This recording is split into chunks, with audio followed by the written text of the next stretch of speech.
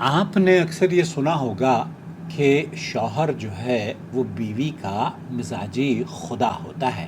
دوستو، بھائیوں اور بہنوں، آپ دیکھ رہے ہیں نو ٹی وی جدہ، اور میں کوشش یہ کرتا ہوں کہ اس چینل پر آپ کی خدمت میں قیمتی سے قیمتی وہ موتی اور جوہر اور جواہرات آپ کی خدمت میں جمع کر سکوں، جس سے آپ کی دنیا، دین اور آخرت سب سنور جائے، اور میرے لیے بھی وہ نجات کا سبب بن جائے۔ قرآن کریم میں اللہ عز و جل اور قرآن و سنت میں نبی کریم صلی اللہ علیہ وسلم کے احادیث میں اس طرح کے جو جملے ہیں اس سے ہمیں بچنے کی تلقین کی گئی ہے۔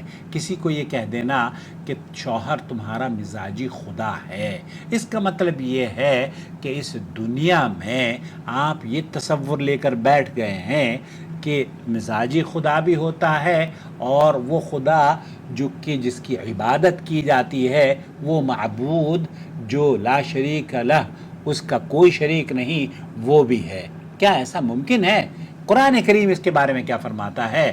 سورہ بقرہ کی آیت نمبر 163 ہے، وہ اللہ رب العالمین یہ فرماتا ہے وَإِلَٰهُكُمْ إِلَٰهٌ وَاحِدٌ لَا إِلَٰهَ إِلَّا هُوَ الرَّحْمَٰنُ الرَّحِيمُ۔ تمہارا معبود ایک ہی ہے، اس کے سوا کوئی معبود نہیں، وہی رحمان اور رحیم ہے۔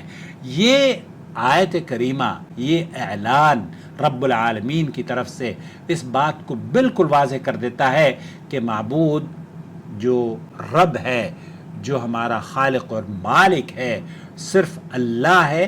کوئی انسان، کوئی فرشتہ، کوئی نبی، کوئی بادشاہ، کوئی پیر، کوئی فقیر، کوئی دادا، کوئی پردادا، حتیٰ کہ کوئی شوہر بھی اس کے ہم پلہ نہیں، اس کے برابر نہیں۔ کیوں؟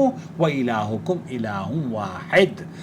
آپ کا یہ کہنا کہ ہمارا شوہر یا کسی خاتون کا شوہر وہ مزاجی خدا ہے، یہ جملہ دراصل مذاق اور حقیقت میں توحید پر بڑی ضرب لگتا ہے۔ کیوں؟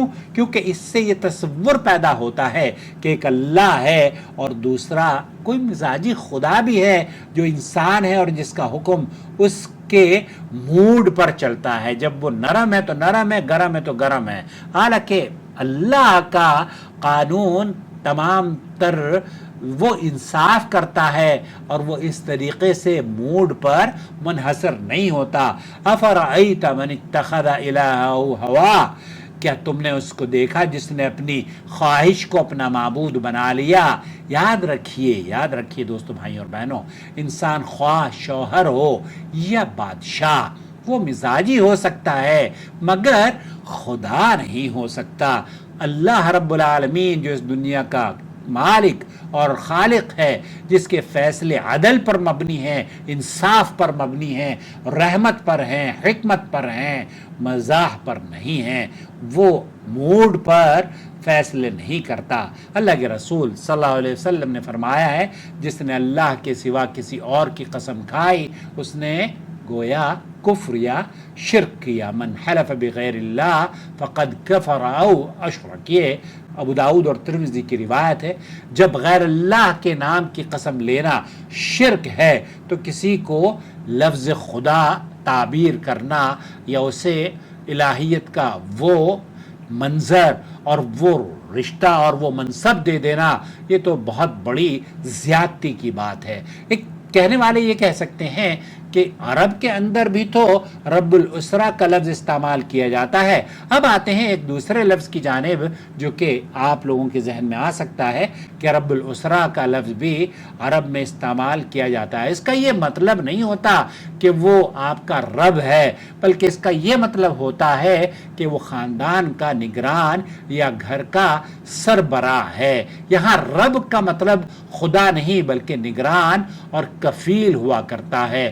الرجال قوامون علی النساء، مرد عورتوں پر قوام ہیں، یعنی ذمہ دار اور نگران ہیں۔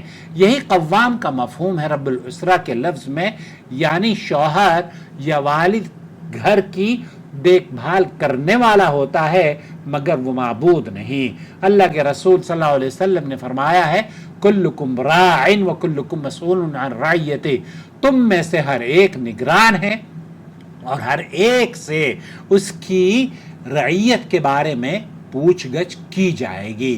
بس شوہر کا نگران ہونا یا اس کے والد کا رب الاسرہ ہونا یہ تو بات بنتی ہے، لیکن وہ رب العالمین نہیں ہے۔ وہ خدا کا یا مزاجی خدا کا لفظ استعمال کرنا یہ محل نظر اور غیر مناسب معلوم دیتا ہے۔ دوستوں، بھائیوں اور بہنوں، اہل ایمان شوہر مزاجی خدا کہنا یہ غلط بات ہے۔ اس جملے سے بچنا چاہیے اور یہ توحید کے منافی معلوم دیتا ہے۔ شوہر کو رب الاسرہ کہا جا سکتا ہے، مگر اس معنی میں کہ وہ نگران اور ذمہ دار ہے۔ خدا رب اور حقیقی رب صرف اللہ ہی ہے، الحمدللہ رب العالمین۔ لہذا اپنی زبان اور عقیدے کو محفوظ رکھیں، اپنی اولاد کو سکھائیں کہ معبود صرف اللہ ہے، اللہ ہی کے سوا ہم کسی اور کی پوجا نہیں کرتے اور اس کے علاوہ کوئی دوسرا الہ ہے۔ لا الہ الا اللہ محمد الرسول اللہ۔ اس سلسلے میں مجھے آپ کی اس ویڈیو کے بارے میں رائے اگر آپ دینا چاہیں تو براہ کرم ضرور دیجیے گا۔